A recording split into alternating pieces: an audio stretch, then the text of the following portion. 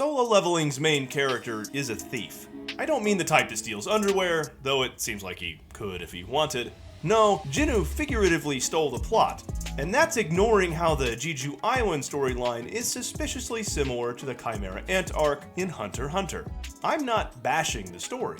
I watch it subbed every week. The animation and Sakuga are first rate, but I'm an old weeb and former theater nerd, so a lot of the plot seemed familiar.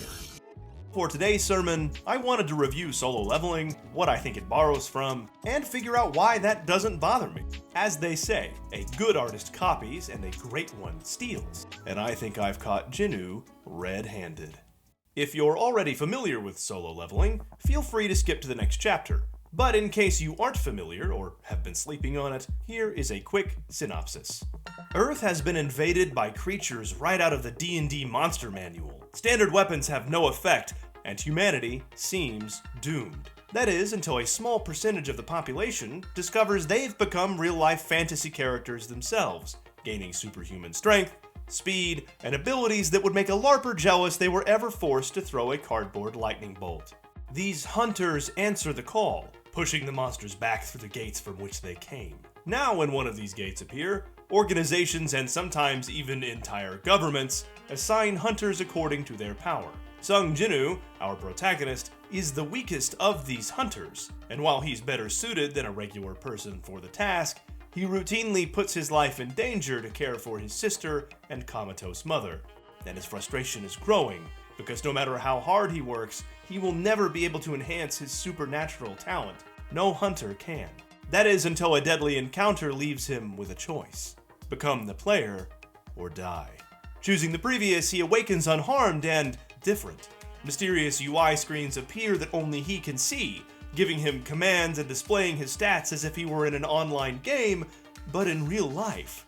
And the kicker, he finally has a means of becoming a stronger hunter, but has to keep it a secret lest people take advantage of his newfound power, including whoever is giving him these commands. So in the context of Solo Leveling, what do I mean when I say all artists steal? I don't mean Solo Leveling is plagiarizing. That clearly isn't happening. But a lot of the plot points in the anime seem to borrow and take inspiration from a lot of other genres and stories. Think of C.S. Lewis and Tolkien, borrowing from folklore, mythology, religion. I mean, Jesus Christ. Lewis wasn't even trying to hide it. Tracking down the origin of this quote was tricky. Steve Jobs liked to attribute it to Pablo Picasso too, though supposedly Igor Stravinsky, composer best known for The Rite of Spring and The Firebird, said something similar. So did Faulkner, T.S. Eliot, and a whole host of other variations on a theme, so obviously even the idea of an artist copying and stealing is probably stolen. So let's dive into the first element of the show I think is borrowed. We've seen them in the App Store, companies that try to gamify self-improvement, like Habitica, Zombies Run, a semi-threatening linguistic owl. Lots of geeks have daydreamed about life providing better feedback. Jinwoo's level up power fits right into that pre-existing nerdy desire. The anime even uses gamer nomenclature when describing hunters, their type, their build, their class, words commonly used by games from tabletops like D&D to MMOs like World of Warcraft. And it's not even the first anime to do this. Being trapped in a video game is an entire subgenre of isekai. Dot Hack Sign was doing it back in 2003, Sword Art Online revitalized that idea in the 2010s, along with Log Horizon, Overlord, and a million others. And before all of these came out, well, obviously there was Tron, but do any 90s kids remember Are You Afraid of the Dark? Specifically the Pinball Wizard episode? I mean, for me, the tale of the Super Specs is what still gives me nightmares. It's like they wanted to make They Live, but for children. Bunch of sickos. I can hear some folks say, he's not trapped in a game, his power appears as a game. Which, fair point, though Rising of the Shield Hero was doing something similar. I know the other heroes say the world reminds them of a game, but Naofumi was reading a book when he was isekai'd. Plus, everyone that inhabits this world seems aware of the levels, the stat blocks, and the class system that Naofumi and company talk about all the time. But what about the magical realism of monsters and mayhem in the contemporary world? Well, we've seen all of that before too. The Dresden Files, Harry Potter, the X-Men, Stephen King with Carrie, It, The Shining, Pet Sematary, animes, Witch Hunter Robin, Bleach, My Hero Academia, Tokyo Ghoul, Origami, The Devils of Our Timer, Linear. So if you ask me, the most interesting facet of Solo Leveling's LARP come to life is the invasion element, especially since Solo Leveling originated out of and takes place in Korea. As a product of the American education system, rub it in, I didn't realize just how many times Korea had been invaded over the centuries. By the Chinese, by the Mongolians, by the Japanese. So having various monsters and myths kicking in humanity's door in Korea is an interesting setting, considering there are people who are, historically, used to it. And since this touches on colonialism, Road to El Dorado being the fun version and Apocalypto being the not-so-fun one, the whole monsters, hunter awakenings, and the threat of invaders finding a foothold screams of it. For context, Stephen Hawking and other scientists have gone on record to warn humanity about trying to contact aliens. Doing so would basically lead to the plot of Invincible in real life. Because if aliens can reach Earth, odds are good their technology is better than ours. And, at least in American history, the European invaders having better technology didn't work out very well for the Native Americans. So, if you swap aliens for Solo Leveling's invading monsters, especially in regard to Jeju Island, you can see just how outmatched the strongest hunters are by whatever the magical version of superior technology is. Seriously, it's like the Red Wedding out there. Let's shift from the world of Solo Leveling and focus on Jinwoo. At a glance, it'd be easy to dismiss his character development as another cardboard cutout of Kirito, especially since, like Kirito, he's already up to 3 baddies and 1 jailbait, but I think that's a little disingenuous given how much we see Jinwoo suffer. He is the lowest ranked hunter, and even the weakest of invading monsters prove difficult for him to handle alone. The hazard pay for collecting these monster parts all go towards raising his sister and caring for his mother's coma-inducing plot device. I can't really blame him for taking the Faustian bargain to live again, and the sheer fact that there's a word for this situation goes back to the borrowing from existing art. Specifically, Christopher Marlowe's play Dr. Faustus, about a melancholic scientist that makes a deal with Mephistopheles for power and knowledge in exchange for his soul. We've seen this a million times since, from the Twilight Zone's escape clause, Has-Been Hotel, and the arrangement between Sebastian and Ciel in Black Butler. While we don't know what the mysterious system is, I think it's safe to say it's on par with Mephistopheles. Like when Jinwoo fails his daily quest to exercise. Running that 10K seems pretty sweet by comparison now, eh buddy? And it's the system that coerces Jinwoo to zero a group of fellow adventurers. Admittedly, they were trying to get him first, but the system is what gives him that extra push of, you take them out or I take you out. Even with its coercion and Jinwoo deciding to take advantage of the system, what's going to happen when there isn't a convenient excuse, like self-defense or defense of another? And here's the juiciest bit. Despite some episode titles saying otherwise, I think Jinwoo is an anti-hero.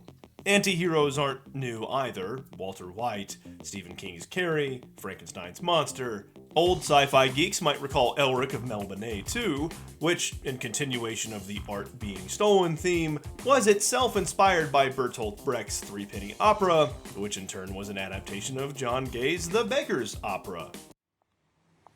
Neat. Admittedly, I have not read any of the source material that led to the anime, so I could be completely wrong about where the story is going, but here is my take, purely based on the anime. Jinwoo seems to grow more and more comfortable with this idea of causing harm to get what he and others need. At first, it's just to raise money to care for his family. Then, the system gives him a key that could lead to a cure for his mother. Encountering some murderous opportunists and a legit serial killer forces him to take the lives of other human beings, something the system rewards him for. Sarah Kane's Blasted is a play that shocked audiences in the late 90s and early 2000s in the same vein. In short, it's about the dehumanizing effects of violence. It is very, very graphic. How graphic? One scene involves this. It's a baby! Unironically. Throw in The Heart of Darkness, The Jungle, and The Lord of the Flies, and you've got a literary vat of maybe the humans are the real bad guys soup.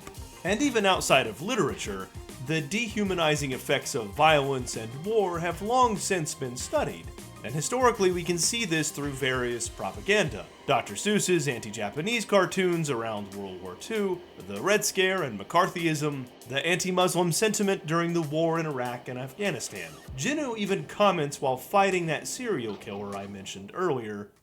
That's another of my emotions gone. I don't even need to get angry to kill filth like you.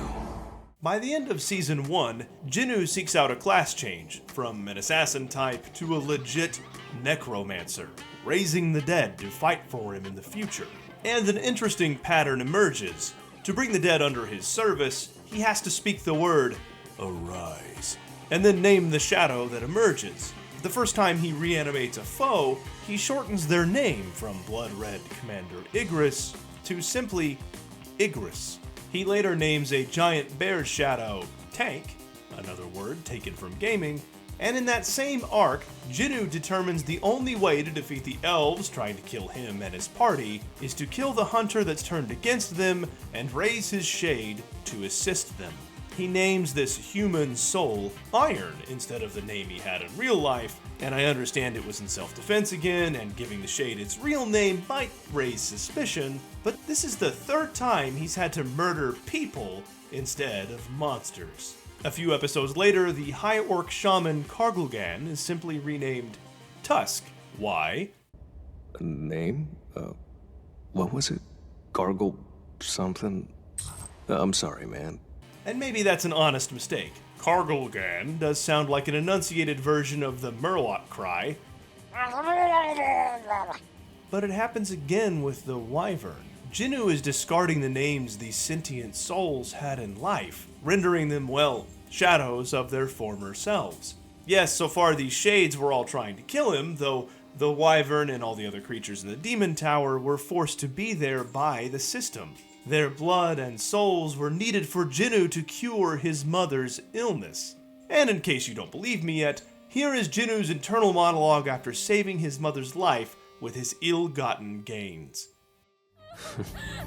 It was all worth it. This is the reward I wanted the whole time. That sounds eerily similar to Niccolo Machiavelli's "The ends justify the means." Who's that? Oh, the guy that Machiavellianism is named for. And I have to say, I love the pure craftsmanship of the story when we see Jinwoo has some humanity left. How so many anime fans crapped on this moment is beyond me.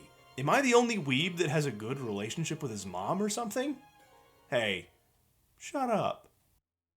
I think the strength of Solo Leveling lies within the animation, but also in its amalgamation of various genres and stories. It has most certainly, as Picasso would say, stolen and been caught, but I honestly don't care. I declare Sanctuary for Solo Leveling. Or maybe it's not that deep at all, and Jinwoo will continue punching his way through the plot, JoJo style. Either way, if you want to watch Solo Leveling, you can check it out on Crunchyroll. If you're new to anime and want to branch out based on familiar Western media, I would start here. And the almighty algorithm seems to think you'd like this video in particular. Thanks for watching, and I'll see you at the next sermon.